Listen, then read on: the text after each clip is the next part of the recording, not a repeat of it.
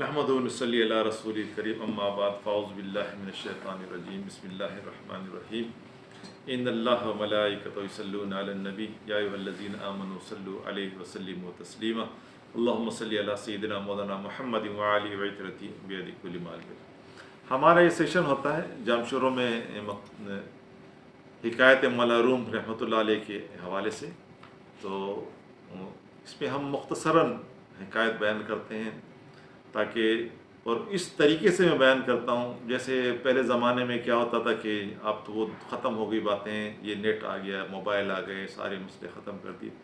پہلے ہمارے دور میں ہوتا تھا کہ ہم چھوٹے ہوتے تھے تو نانیاں ہو گئی, دادیاں ہو گئی, وہ بچوں کو سب بیٹھ جاتے تھے. اب دادی ہو گئی یا نانی ہو گئی, قصہ سناتی تھی, کوئی واقعہ سناتی تھی, کسی بادشاہ کا واقعہ, کوئی قصہ سناتی. اس میں پھر ایسے ہمارے گوہر سمجھاتی تھی, ایسے موتی چن چن کے ہمیں بتاتی تھی یا بچوں کو سکھاتی تھی. اس واقعے میں کہ وہ کہانی بھی ہو جاتی تھی اور سبق آموز معاملات بھی ہو جاتے تھے. تو میرا بھی یہی بہت آسان طریقے سے میں چاہتا ہوں کہ یہ حکایت بیان ہو. ایسا نہ ہو میں فارسی میں آپ کو بتاتا رہوں, آپ بھی نہ سمجھیں اور میں آپ کو سمجھا بھی نہ سکوں. اور جن کو شوق ہے کہ بھائی مثنوی مولا روم رحمۃ اللہ علیہ کا ہم صحیح طریقے سے ہم اس کے جو ہے نا مطالعہ کریں, ہم جو اس کے گوہر جو بزرگوں نے نکالے ہیں, ایک سمجھو سمندر ہے, اس سمندر سے جو غوطہ زن ہیں انہوں نے بڑے بڑے گوہر نکالے ہیں. اگر کوئی شوق رکھتا ہے تو نیٹ پہ سرچ کریں. حضرت پیر علاء الدین صدیقی صاحب رحمۃ اللہ نے مثنوی شریف کے حوالے سے بہت پیاری جو ہے نا موتی نکالے ہیں. پھر ڈاکٹر طاہر القادری صاحب نے, سبحان اللہ کیا بات کرنا, ڈاکٹر طاہر جو اللہ پاک نے علم انہیں عطا فرمایا, انہوں نے تو بڑی گوہر فشاں ایسے ایسے گوہر نکالے ہیں, ایسے ایسے موتی نکالے ہیں. اور تو زیادہ اگر کسی نے مطالعہ کرنا ہو تو مثنوی شریف کا تو وہ ان کے بیانات دیکھ لیا کریں تو ان شاء اللہ تعالیٰ بڑے آپ کو موتی ملیں گے. مگر ہمارا یہ سیشن ایسا ہوتا ہے کہ کیونکہ یہ ہمارے پاس ہمارے مرشد کریم فرمائے راجی دماغ بہت ہیں, راجی جو بات کو سمجھ نہیں سکتے, تو ان کو سمجھانے کے لیے بالکل سمپل سی مثال جو جس طرح کتاب میں لکھی ہے, سمپل سی مثال بیان کی, اور اس کے اندر مثال کے اندر مولا روم رحمۃ اللہ علیہ جو سکھانا چاہتے ہیں بس وہ سمپل زبان میں, تاکہ کہانی کی طرح آپ کو میں سمجھاؤں, کہانی کی طرح بتاؤں اور آپ سمجھ جائیں اور بات اثر کرے. بات مقصد یہ ہوتا ہے کہ وہ گوہر انہیں وہ آسان طریقے سے مل جائے. تو زیادہ ہمیں ڈیپ میں نہیں جاتا ہوں اس لیے. تو یہ ایک حکایت ہے مولا روم رحمۃ اللہ علیہ.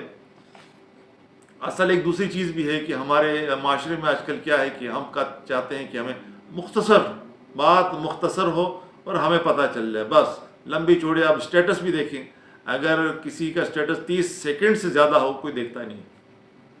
لوگ کیا ہے آج کل کے دور میں یہ ماحول ہمارا ایسا ہو گیا, دوستیاں لوگوں کی, پھر دوستی جو خاص طور پہ اگر کسی کی بری دوستی نہیں ہے تو نیٹ سے برا دوست ہے ہی نہیں. اچھا دوست بھی یہ ہے, بہت برا دوست ہے, برائی زیادہ ہے, اچھائی کم ہے, اس نیٹ سے برائی زیادہ ہے. تو یہ ہمارے لیے آج کل کا یہ بری صحبت کی وجہ سے ہم اچھی باتیں ہمیں اچھی نہیں لگتی. تو اس لیے میں چاہتا ہوں کہ مختصراً جو ہے نا وہ بات بیان کی جائے اور ایک کہانی کے ٹائپ پہ, تاکہ لوگ سن سکیں اور سن کر اسے سبق لے سکیں. تو یہی آج میں اب سمجھانا چاہتا ہوں دوستی کے حوالے سے کہ ایک چوہے کو مینڈک سے دوستی ہو گئی. چوہے کو مینڈک سے دوستی ہو گئی. تب وہ چوہے نے مینڈک کو بولا, مینڈک پانی سے نکلتا, اب وہ دونوں بیٹھے ہوتے, باتیں چیتیں کرتے ہیں, ایک دوسرے سے ملاقات ہوتی. تو اس میں چوہے نے کہا کہ مینڈک بھائی, مجھے تجھ سے میں تیرے سے رہ نہیں سکتا ہوں, مجھے تیری دید کا بڑا اشتیاق ہوتا ہے. جب میں پاتا ہوں کنارے پہ تو پانی کے اندر ہوتا ہے, اور تیری میری ملاقات, پھر میں مایوس ہو کے چلا جاتا ہوں. پھر جب تو نکلتا ہے دوسرے دن, تیسرے دن یا شام کو صبح, مجھے 2-3 چکر 5-5 چکر لگانے پڑتے ہیں. کوئی ایسا طریقہ ایجاد کرو یار, میں تمہاری میری ملاقات جو ہے نا وہ آسانی سے ہو جائے کرے. تو ان دونوں نے بڑا سوچ سمجھ, بڑا دیر تک مشورہ ہوتا رہا دونوں کی. دونوں مشورہ کرتے رہے مگر کسی بات. پھر چوہے نے کہا ایسا کرتے ہیں, چوہے نے رائے دی کہ میں لمبی ڈوری لے کر آتا ہوں, لمبی ڈوری میں اپنے پاؤں پہ بھی باندھتا ہوں, ایک تیرے پاؤں پہ باندھتا ہوں, اور جب تجھے ملاقات کرنی تو پانی سے نکل آئے گا, ڈوری کھینچ لیا کر تو میں آ جایا کروں گا. اور جب مجھے ملاقات کے لیے میری طلب ہوگی تو میں پانی کے قریب آؤں گا, میں ڈوری کھینچ لیا کروں گا اور تو آ جانا پانی سے نکل کے, دونوں ملاقات کر لیں گے. تو مینڈک کو تو یہ بات اچھی نہیں لگی, بری لگی. اس نے کہا یہ خبیث مجھے اپنے گرفت میں کرنا چاہتا ہے, مگر دوست ہے, چلو یار اس کی بات مانتے ہیں. یہی دوستی جو ہے نا بروں کی دوستی. اب دیکھیں ڈکیت اگر لڑکے ڈکیتیاں کرتے ہیں تو ماں کے پیٹ سے کوئی ڈکیت نہیں آتا ہے. اگر لوگ کوئی چرس پیتا ہے، نشہ کرتا ہے، شراب پیتا ہے، دوسرے غلط کام کرتا ہے، تو ماں کے پیٹ سے کوئی شيء نہیں پیدا ہوتا ہے، بلکہ ماحول، وہ دوستی اسے اس گندی چیز کی طرف لے جاتا ہے. وہ کیا کرتا ہے، مثال کے طور اگر کوئی کسی موالی کی چرسی شرابی کی محفل میں بیٹھتا ہے تو اسے کہتا ہے یار لے لے یار، تو تھوڑا سا پی لے، تھوڑا سا پی لے. تو وہ کہتا ہے یار دوست ہیں، چلو یار یہ کہہ رہا ہے تو تھوڑا سا پی لیتا ہے. بس وہ تھوڑا سا پینا ہے اس کے لیے عذاب بن جاتا ہے، وہ ساری عمر کے لیے اس مصیبت میں گرفتار ہو جاتا ہے. تو یہی وہ فرماتے ہیں کہ اس نے چوہے کی بات مینڈک کو تو بری لگی، مگر یار دوست ہے، چلو یار بات بنے. اس نے بھی اپنے پاؤں پہ ڈوری باندھ لی اور اس نے چوہے نے بھی باندھ لی. اب کیا ہوا، اب جب بھی چوہے کو طلب ہوتی وہ آتا تو وہ ڈوری کھینچتا تو مینڈک آ جاتا، اور جب مینڈک کو آتا وہ ڈوری کھینچتا تو وہ چوہا پہنچ جاتا. تو ایک دن کیا ہوا، پانی میں مینڈک پانی میں تھا اور چوہا کہیں آیا قریب. اب وہ ڈوری جیسے ہی ہلانے لگا تو ایک چیل نے دیکھ لی چوہے کو. چوہے نے جب چیل کو دیکھا تو اس نے جھپٹا مارا اور چوہے کو اٹھا کے لے گیا. اس چیل نے جھپٹا مارا اور چوہے کو اٹھا کے اوپر لگا تو مینڈک کے رسے میں پاؤں میں رسی بندھی ہوئی تھی، وہ ڈوری بندھی ہوئی تھی. اب مجبوراً وہ مینڈک بھی جو اس کو کھینچتا ہوا چیل لے گیا اوپر. مجبور تھا، وہ چھڑا نہیں سکا اپنے آپ کو، تو فضا میں لے گیا. اس چیل نے پہلے چوہے کو کھایا، پھر مینڈک کو بھی کھا گیا، مینڈک کو بھی نقمہ بنا دیا. اب وہ فرماتے ہیں اس مثال کو، اس حکایت کو بیان کر کے کہ جیسے اس خبیث چوہے کی دوستی کی وجہ سے مینڈک مارا گیا، تو ایسے ہی بروں کی دوستی کی وجہ سے نیک بندہ ہی مارا جاتا ہے.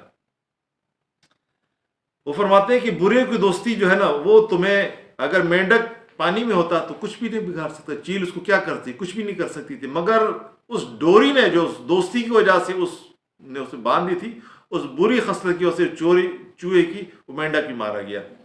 وہ فرماتے ہیں کہ اسی طرح اگر تمہارا دوست برا ہے اور اس کی صحبت میں تم بیٹھتے ہو تو ایک دن تم بھی اسی کی طرح ہو جاؤ گے، تم بھی اسی کی طرح ہو جاؤ گے.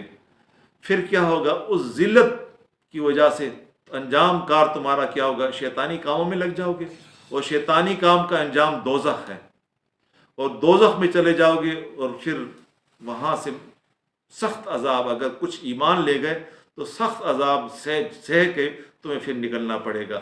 اور یہ ہمارا دشمن ہے، اور یہ دشمن ہمارا جو ہے نا، یہ ہمارے دل میں مختلف وسوسے پیدا کرتا ہے شیطان. تو اس وسوسوں سے بچنے کے لیے، بری صحبت سے بچنے کے لیے وہ فرماتے ہیں یہاں کہ اس کا علاج بھی فرماتے ہیں کہ ولا حول ولا قوت الا باللہ، ولا حول ولا قوت الا باللہ.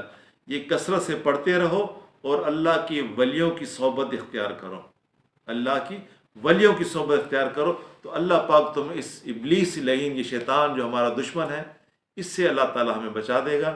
اللہ پاک ہمیں نیکوں کی، ولیوں کی صحبت عطا فرمائے، اور برے صحبت سے اللہ پاک ہمارے اپنے حفظ و امان میں رکھے. ما توفیقی الا باللہ.